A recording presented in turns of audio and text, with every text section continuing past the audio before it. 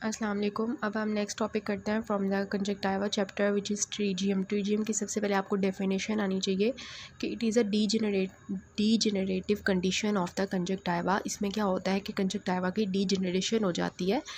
क्या होता है फिर जब कंजक्टिवा डीजेनरेट हो जाता है तो वहाँ पे क्या बन जाता है, triangular fibrovascular connective tissue overgrowth हो जाती है। ठीक है, जब कंजक्टिवा डीजेनरेट हो जाता है, क्यों डीजेनरेट हो जाता है उसके हम डिफरेंट कॉजेज़ पढ़ेंगे। लेकिन क्या होता है जब भी कंजक्टिवा डीजेनरेट होता है तो क्या हो जाता है, वहाँ पे triangular fibrovascular connective tissue overgrowth हो जाती है। और वो ओवरग्रोथ की साइट क्या होती है, वो कंजक्टिवा से कॉर्निया तक स्प्रेड करती है ओवरग्रोथ। ठीक है, और कहाँ पर होती है, इंटरपैल्पेब्रल रीजन में।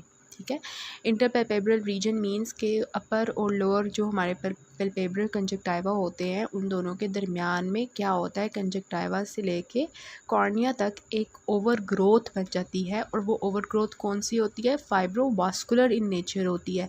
मतलब उसमें कनेक्टिव टिश्यू भी होता है, उसमें ब्लड वेसल्स भी होती हैं। ठीक है, और ये आपने इसकी याद रखनी है डेफिनेशन इज़ इम्पॉर्टेंट। वाइवा में भी पूछते हैं इसकी, तो आपने वर्ड टू वर्ड याद रखनी होती है कि it is a degenerative condition of the conjunctiva in which there is triangular ये भी याद रखना है, triangular fibrovascular connective tissue over growth from the conjunctiva to the cornea in the interpalpebral reason.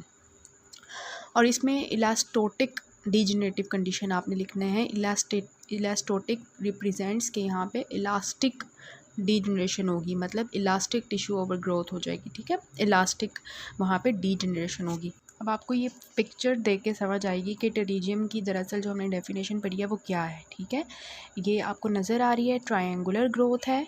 ठीक है, ट्रायंगुलर नज़र आ रही है ना आपको, और फाइब्रोवास्कुलर सी नज़र आ रही है आपको, फाइब्रस टिश्यू भी नज़र आ रहा है, कनेक्टिव टिश्यू भी नज़र आ रहा है, और ब्लड वेसल्स भी नज़र आ रही हैं। और आपको ये भी नज़र आ रहा है कि ये कंजक्टिवा से कॉर्निया तक ओवर ग्रोथ हुई हुई है। और ये भी आपको नज़र आ रहा है कि ये इंटरपैल्पेब्रल रीजन में है। ठीक है, तो ये आपको इसकी पिक्चर नज़र आ गई। उसके बाद हम इसका कॉजेज़ डिस्कस करते हैं कि कॉजेज़ क्या होते हैं, क्यों टेरिजियम ग्रो कर जाता है, क्यों डीजेनरेशन हो जाती है कंजक्टिवा की।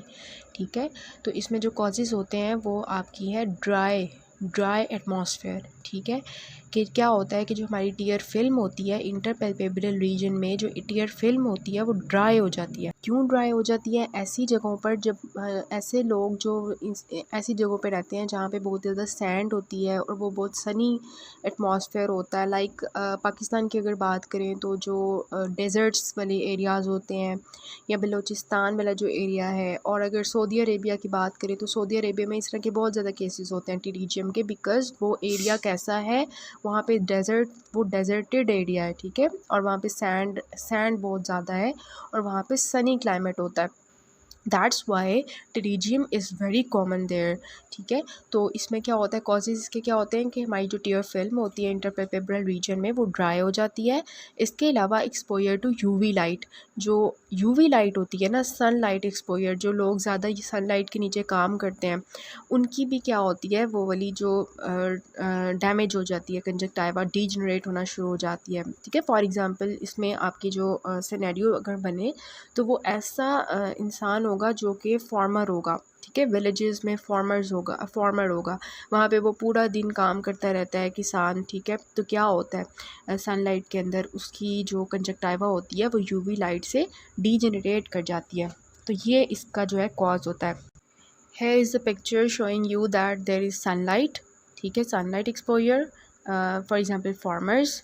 दूसरी पिक्चर आपको दिखा रही है कि यहाँ पे बहुत ज़्यादा डस्टी एटमॉस्फेयर है, और इसके अलावा यूवी लाइट जो मैंने आपको बता दिया, सनलाइट और डस्टी और डेजर्टेड एरियाज़ आपको दिखाए गए हैं। ठीक है, ये सब जो है टेरिजियम कॉज कर सकते हैं, डीजेनरेशन ऑफ कंजक्टिवा कॉज कर सकते हैं, जिसकी वजह से टेरिजियम बन जाएगा उनकी आँख के अंदर। ठीक है, उनकी आई के अंदर। उसके बाद हम इसकी पैथोलॉजी डिस्कस करते हैं कि मैंने आपको बता दिया कि ये जो रिस्क फैक्टर्स होते हैं इन कॉजेज़ की वजह से, यूवी लाइट और ये सब कुछ, इनकी वजह से क्या होता है कि डीजेनरेशन हो जाती है कंजक्टिवा की, और वहाँ पर क्या होता है कि प्रोलिफरेशन हो जाती है वास्कुलर टिश्यू की। ठीक है, वहाँ पे वास्कुलर टिश्यू आ जाता है, हाइपरप्लेजिया हो जाता है, और वहाँ पर क्या होता है कि वास्कुलराइज्ड ग्रैनुलेशन टिश्यूज़ ग्रो होना शुरू हो जाते हैं। देखिए, हमने देखा था ना, जो हमारी होती है कंजक्टिवा उसके ऊपर एपिथेलियम होती है। ठीक है, और नीचे क्या होता है उसका स्ट्रोमा होता है, जिसमें एडिनॉइड लेयर होती है, वो फाइब्रोवास्कुलर लेयर होती है। अब क्या होता है कि एपिथेलियम के नीचे जब कॉर्निया जो है सॉरी कंजक्टिवा ऊपर से डीजेनरेट कर जाएगा, तो in response to this stress क्या होगा, हमारे जो वो फाइब्रोवास्कुलर ओवरग्रोथ स्टार्ट हो जाएगी, हाइपरप्लेजिया स्टार्ट हो जाएगा और वहाँ पे वेजल्स भी ग्रो ज़्यादा होना शुरू हो जाएंगी। तो इस तरह से फिर क्या होता है कि ये बन जाता है। फिर अल्टीमेटली जब ये कॉर्निया तक चला जाता है तो वहाँ पे कॉर्नियल एपिथेलियम, उसकी जो बोमेंस मेम्ब्रेन होती है, उसका जो सुपरफिशियल स्ट्रोमा होता है, वो भी आहिस्ता आहिस्ता डिस्ट्रॉय होना शुरू हो जाता है टेरिजियम में। फिर हम बात करते हैं कि टेरिजियम के जो है ना पार्ट्स क्या होते हैं। टेरिजियम के 3 पार्ट्स होते हैं। एक उसकी बॉडी होती है, ठीक है, उसके बाद उसकी नेक होती है, फिर उसका हेड होता है, फिर उसका कैप होता है, ठीक है। बॉडी हो गई, नेक हो गई और हेड हो गया और उसकी कैप हो जाती है। ये फिगर में आपको सारे जो हैं एरियाज उसके नज़र आ रहे हैं। स्टोकर लाइन भी इसमें आपको फिगर में दिखाई हुई है। स्टोकर लाइन क्या होती है कि ये आयरन डिपोजिशन हो जाती है। कहाँ पे नज़र आती है ये हमें? टेरिजियम का जहाँ पे हेड होता है ना, वहाँ पे हमें ये स्टोकर लाइन नज़र आती है, जहाँ पे क्या होता है कि एपिथेलियम के ऊपर आयरन की डिपोजिशन हो जाती है, जिसकी वजह से कॉर्निया की जो एपिथेलियम होती है ना, वहाँ पे आयरन डिपोजिशन हो जाती है interior to the head of pterygium, जिसकी वजह से हमें ये स्टोकर्स लाइन नज़र आती है। अब आपको ये तो पता है कि इसका मतलब ये पार्ट्स होते हैं, लेकिन ये भी पता होना चाहिए कि इनके पार्ट्स कहाँ पे होते हैं, ठीक है। जो बॉडी होती है इसकी, वो लिम्बस और कैंथस के दरमियान में होती है, ठीक है। जो कैंथस होता है हमारा मीडियल कैंथस, उसके और लिम्बस के दरमियान में होती है बॉडी, ठीक है। उसके बाद आता है उसका नेक। नेक जो होता है वो उसकी लिम्बस पे होती है, ठीक है। उसके बाद आ जाता है उसका हेड। हेड उसका कॉर्निया पे होता है। मोस्टली जो कॉर्निया तक प्रोग्रेस किया होता है उसका हेड हमें कॉर्निया पे नज़र आता है। और इसके अलावा जो होती है इसकी कैप, ठीक है, वो जस्ट हेड के फ्रंट पे हमें सेमी ल्यूनर शेप नज़र आती है, जैसे चांद का जैसे हाफ मून होता है ना, उस तरह से हमें ये हेड के आगे नज़र आती है। फिर हम बात करते हैं stages of pterygium. Stages of pterygium को हम 3 स्टेजेस देते हैं। स्टेज 1 जो इसका होती है, उसमें क्या होता है, जो टेरिजियम होता है वो 2 मिलीमीटर से लेस एक्सटेंड करता है ओवर द कॉर्निया, ठीक है। और स्टेज 2 में क्या होता है कि वो 4 मिलीमीटर्स ऑफ कॉर्निया को कवर किया होता है। स्टेज 3 में क्या होता है कि इसने 4 मिलीमीटर से ज़्यादा कॉर्निया को कवर किया होता है, ठीक है। तो इस तरह से 2 मिलीमीटर्स अगर कॉर्निया को कवर किया होगा तो स्टेज 1 होगी, 4 मिलीमीटर्स को कवर किया होगा तो स्टेज 2 होगी, और अगर 4 मिलीमीटर से ज़्यादा कॉर्निया को कवर किया होगा तो उसे हम स्टेज 3 कहते हैं। उसके बाद इसकी 3 टाइप्स होती हैं। अगर पूछा जाए टेरिजियम की कितनी टाइप्स होती हैं, तो 3 तरह का होता है। एक होता है प्रोग्रेसिव, एक होता है स्टेशनरी और एक होता है रिग्रेसिव। प्रोग्रेसिव में क्या होता है कि वो प्रोग्रेस करता है, ठीक है। उसके ऊपर क्या होता है, वेजल्स हमें नज़र आ रही होती हैं, क्योंकि वो वेजल्स को यूटिलाइज़ कर रहा होता है ना, मतलब वेजल्स से अपनी सारी उसने नरिशमेंट लेनी होती है। तो इस वजह से हमें जब प्रोग्रेसिव स्टेज में अगर हम देखेंगे, अगर हमें टेरिजियम ऐसा नज़र आ रहा है कि जिसके ऊपर वेजल्स आई हुई हैं, वो फ्लैशी सा है, थिक है, ठीक है, तो हम उसको कहेंगे कि प्रोग्रेसिव टेरिजियम है। अगर वो प्रोग्रेस नहीं कर रहा तो वो स्टेशनरी होगा। और अगर हमें उसके ऊपर वेजल्स बिल्कुल ख़त्म होती नज़र आ रही हैं और हमें थिन और एट्रोफिक नज़र आ रहा है, इट मीन्स दैट कि ये रिग्रेसिव हो रहा है, मतलब इसकी ग्रोथ ख़त्म हो रही है, ठीक है। तो अगर हमें उसको ज़्यादा सी वेजल्स नज़र आएंगी, it means that it is progressing. अगर उसकी वेजल्स ख़त्म होती हुई नज़र आ रही हैं और हमें वो एट्रोफिक नज़र आ रहा है, तो it means that it is regressive. और अगर कोई चेंज नज़र नहीं आ रहा, वो ना प्रोग्रेस कर रहा है ना रिग्रेस कर रहा है, तो डैट इज़ स्टेशनरी टेरिजियम, ठीक है। उसके बाद हम इसकी क्लिनिकल फीचर्स की बात करते हैं, बल्कि कॉम्प्लिकेशंस देखते हैं। कॉम्प्लिकेशंस क्या हो सकती हैं, आप खुद सोचें, एक टेरिजियम फाइब्रोवास्कुलर सी ग्रोथ बन गई हुई है ऊपर कॉर्निया के भी, तो क्या होगा, विजन में डिस्टर्बेंसेस आएंगी। इसके अलावा क्या हो सकता है, एस्टिग्मेटिज्म होगा ना, क्योंकि एक अलग सी एक सरफेस आ गई है ऊपर। तो एक हमारे पास जो रिफ्रैक्शन जो लाइट के अंदर जो है एक जो ज़्यादा सी सरफेसेस आ जाएंगी, तो लाइट ज़्यादा अच्छी तरह फोकस नहीं होगी अंदर जाके रेटिना पे, ठीक है। इसके अलावा क्या हो सकता है, डिप्लोपिया होगा, जो पेशेंट होगा उसको 2 चीज़ें नज़र आएंगी। इसके अलावा क्या हो सकता है, मैकेनिकल ऑब्स्ट्रक्शन हो सकती है, ठीक है। तो ये इसके क्लिनिकल फीचर्स क्या होंगे कि सबसे ज़्यादा आपने याद रखना है कि ये मोर कॉमन होता है नेज़ल साइड पे, ठीक है। जो आई की 2 साइड्स होती है ना, एक टेम्पोरल साइड होती है, एक नेज़ल साइड होती है, तो ये ज़्यादा कॉमन होता है नेज़ल साइड पे। इसकी रीज़न क्या होती है कि देखें, कैंथस जो हमारा होता है ना वो नेज़ल साइड पे होता है ना, तो वहाँ से टीयर फिल्म जो होती है वो ड्रेन आउट करती है और वहाँ से नेज़ोलेक्राइमल डक्ट के थ्रू नीचे आती है, ठीक है। तो वहाँ पे क्योंकि वो थोड़ा सा वाटर स्टे होता है, पानी ठहरा हुआ होता है, ठीक है, हमारी टीयर फिल्म का, तो वहाँ पे फिर ज़्यादा इसके चांसेस होते हैं बनने के, जब वहाँ से टीयर फिल्म ज़्यादा ड्राई आउट हो जाती है, ठीक है, तो उसकी वजह से। उसके बाद ये है कि क्लिनिकल फ़ीचर्स में हमें इसी तरह जो मैंने आपको बताया कि किस तरह से ये ग्रोथ हमें नज़र आएगी, हम उसको जस्ट क्लिनिकली डायग्नोज़ कर लेंगे, ठीक है। क्लिनिकली हम पेशेंट को देखेंगे और हमें पता चल जाएगा कि ये ट्रीजियम है, हमें किसी किस्म की लैब डायग्नोसिस की ज़रूरत नहीं पड़ेगी, ठीक है। आपने ये फिगर देख लिया ना, आपको पता चल गया है कि ये ट्रीजियम है। और स्टॉकर लाइन मैंने आपको एक चीज़ बताई है कि ये आपको नज़र आती है ट्रीजियम के हेड के सामने एक लीनियर एपिथेलियल आयरन डिपोजिशन की वजह से ये लाइन नज़र आती है आपको, ठीक है। उसके बाद जो है इसकी ट्रीटमेंट की हम बात करते हैं, तो ट्रीटमेंट जो होता है ना, अब खुद सोचें क्या होगा ट्रीटमेंट। आप इसको उतार देंगे ना, ऊपर से जो बना सा हुआ है आपको नज़र आएगा ये पता नहीं क्या बना हुआ है, इसको मैं उतार ही देता हूँ, ठीक है। तो इसी तरह आप ये ज़्यादातर सोच सकते हैं, लेकिन आपने इसका जो ट्रीटमेंट लिखना होता है वो दो तरह से लिखना होता है। एक आपने इसका कंजर्वेटिव ट्रीटमेंट लिखना होता है और दूसरा इसका सर्जिकल ट्रीटमेंट लिखना होता है। तो कंजर्वेटिव ट्रीटमेंट में आप क्या करोगे, क्योंकि पेशेंट का ड्राइनेस हुई हुई है, ठीक है, ड्राइनेस हुई हुई है, टीयर फिल्म उड़ गई है सारी, तो हम क्या देंगे पेशेंट को, टीयर सब्स्टिट्यूट्स देंगे। इसके अलावा उसकी जो है यूवी रेडिएशन से प्रोटेक्शन देने के लिए हम क्या देंगे पेशेंट को, सन ग्लासेस दे देंगे, ठीक है। इसके अलावा जो है वो जो वहाँ पे इन्फ्लेमेटरी कंडीशन वगैरह हुई है उसको ख़त्म करने के लिए हम टॉपिकल स्टीरॉइड्स और जो है वो एंटी इन्फ्लेमेटरी चीज़ें दे देंगे, ठीक है। तो ये आपकी जो है कंजर्वेटिव में आ जाता है कि जिसमें आपने कंजर्वेटिव की अगर बात करें तो टीयर्स आप लिखोगे सन ग्लासेस, ठीक है। और अगर आप करो बात मेडिकल ट्रीटमेंट की तो उसमें आप टीयर सब्स्टिट्यूट्स दोगे और टॉपिकल स्टीरॉइड्स दोगे, ठीक है। और इसके अलावा जो आप इसकी सर्जिकल ट्रीटमेंट करते हो वो ज़रा इसकी डिफ़िकल्ट कह रही हूँ, डिफरेंट है। वो ये है कि आप इसको दो तरह से कर सकते हो, ठीक है।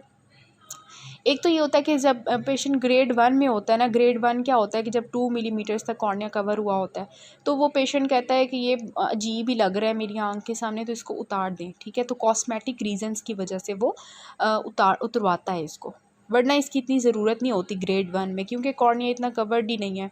और अगर ग्रेड 2 और 3 होता है तो फिर तो विजन डिस्टर्बेंसेस होती हैं, इस वजह से उसको उतारना ज़रूरी होता है। तो ये इसकी इंडिकेशंस हैं कि indications, what are the indications, तो ये इंपॉर्टेंट है, पूछा जाता है कि what are the indications of pterygium, grade 1 for the cosmetic reasons and grade 2 and 3 for the vision deterioration prevention, ठीक है।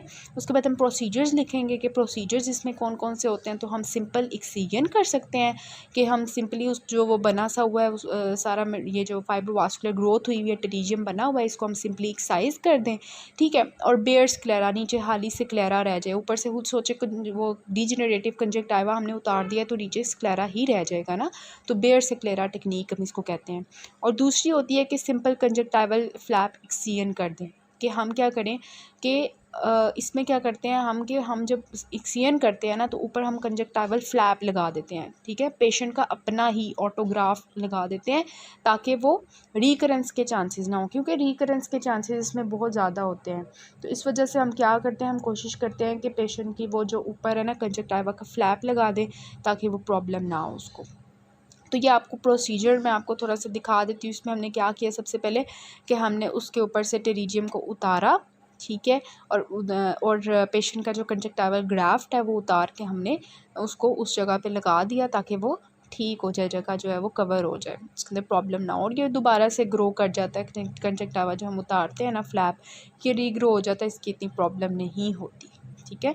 उसके बाद जो है हम क्या कर रिकरेंस की प्रिवेंशन के लिए क्या करेंगे, हम ये भी अलग से आपने लिखना होता है कि अगर हमने प्रिवेंशन करनी है, क्योंकि ये ट्रीजियम है ना, तो ये हम उतारेंगे ना फिर से वो ग्रो हो जाएगा, ठीक है, रीग्रोथ हो जाएगी उसकी।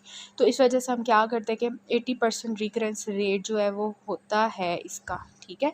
तो हम इस वजह से क्या करते हैं कि कंजक्टिवल ऑटोग्राफ्ट यूज़ करते हैं, हम मिटोमाइसिन सी यूज़ करते हैं। मिटोमाइसिन सी एक्चुअली क्या होती है कि डीएनए क्रॉस लिंकर होती है, तो इस वजह से ये डीएनए को क्रॉस लिंक कर देती है और वो जो वहाँ पे ग्रोथ होनी होती है वो नहीं होती, तो मिटोमाइसिन एंटी कैंसर ड्रग है, ये हम दे देते हैं।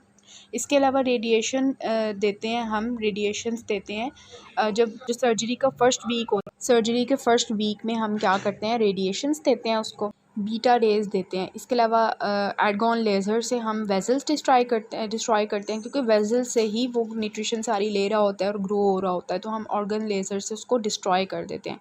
इसके अलावा जो है अगर कॉर्निया ज़्यादा इफेक्ट हो गया हुआ है तो हम केराटोप्लास्टी भी कर देते हैं, पेरिफेरल लैमेलर केराटोप्लास्टी कर देते हैं। अगर ज़्यादा उसने कवर कर लिया हुआ है, डीप कॉर्निया इन्वेड कर लिया हुआ है, तो हम केराटोप्लास्टी कर देते हैं। ऑपरेशन के बाद जो दो कॉम्प्लिकेशंस होती हैं में we have the recurrence of pterygium हो सकता है और दूसरा ये कि पायोजेनिक ग्रैनुलोमा बन सकता है। So we have to avoid that, so हम ये सारा प्रिवेंटिव मेजर्स लेते हैं। इसके अलावा सूडो ट्रीजियम भी एक चीज़ होती है। सूडो मीन्स कि ये फेक सा ट्रीजियम होता है और हमने इसको डिस्टिंग्विश करना होता है ट्रू जो हमारा ट्रीजियम होता है उससे, ठीक है। तो it is a fold of bulbar conjunctiva attach to the cornea, ठीक है। वो क्या था, वो हमारे कंजक्टाइवा के डीजनरेशन की वजह से फाइब्रोवास्कुलर ग्रोथ हो गई थी, लेकिन ये कोई फाइब्रोवास्कुलर ग्रोथ नहीं है।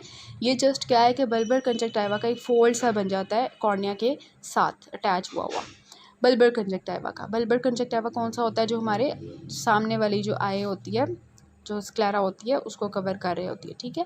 तो इसके कॉजेज़ क्या होते हैं, क्यों ये फोल्ड बन जाता है? बर्न्स की वजह से, केमिकल इंजरीज़ की वजह से या पेरिफेरल कॉर्नियल अल्सर्स की वजह से ये बन जाता है। जैसे आपको यहाँ पे नज़र आ रही है, ये सूडो ट्रीजियम है, ये असल वाला ट्रीजियम नहीं है, ये सूडो ट्रीजियम है। और हमने इसको डिस्टिंग्विश कैसे करना होता है अपने ट्रीजियम से, तो ये आपका डिफरेंस टेबल है, ये आपने करना है याद। इसमें यह है कि सबसे पहले जो हमारा ट्रीजियम होता है रियल वाला, वो डीजनरेटिव प्रोसेस की वजह से बनता है, जबकि सूडो ट्रीजियम जो होता है इन्फ्लामेटरी प्रोसेस की वजह से बनता है, जब कोई ट्रॉमा हो जाता है या केमिकल इंजरीज हो जाती हैं, कहीं बर्न्स हो जाती हैं, उसकी वजह से बनता है। और ट्रीजियम जो होता है वो किसकी वजह से बन रहा था? ड्राइंग की वजह से या सैंडी एरियाज़ की वजह से या यूवी लाइट की वजह से। एज क्या होती है? ट्रीजियम की ज़्यादातर एल्डरली लोगों में बनता है और सूडो ट्रीजियम जो होता है वो किसी भी एज में बन सकता है। और जो ट्रीजियम होता है वो इंटरपेल्पेब्रल रीजन में नेज़ल साइड पे बनता है, जबकि सूडो ट्रीजियम जो है वो नेज़ल साइड पे नहीं बनता, ये किसी भी साइड पे बन सकता है, नेज़ल साइड पे, टेम्पोरल साइड पे, ऊपर नीचे कहीं भी इसको दिल करे वहाँ पे बन जाता है।